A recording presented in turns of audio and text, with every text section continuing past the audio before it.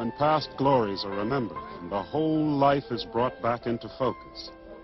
Even though he had to rely on the kindness and charity of friends, rather than on the legitimate independence his earnings should have provided, still he was fortunate to have such friends, drawn to him not only for his power in the ring, but for his genuine dignity and integrity.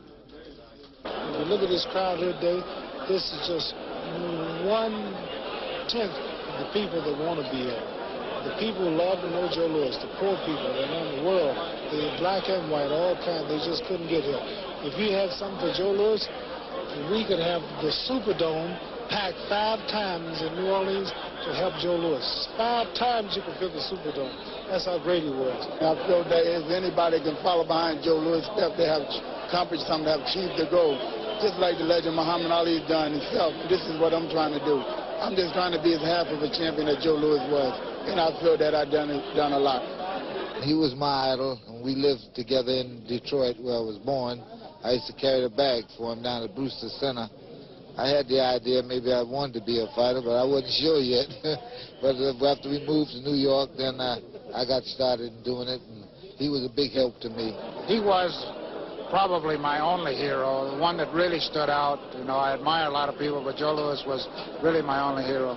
When there was no television, when there was radio, we used to all, like the streets, whenever he fought, the streets were empty. Now, the minute the fight was over, you'd see, no matter what time, 11 o'clock at night, because they used to fight about 10 o'clock at night, everybody would run out and you'd see hundreds of guys. Did you hear the way he hit him with the left hook? And we would imagine it better than we ever saw it.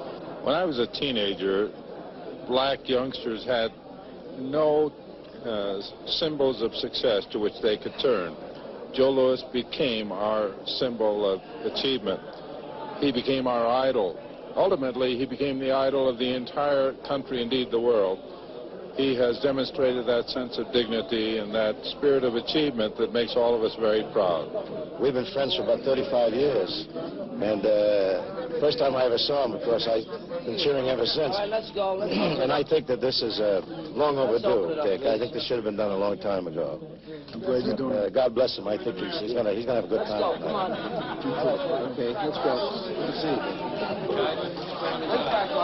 Let's move. First shot.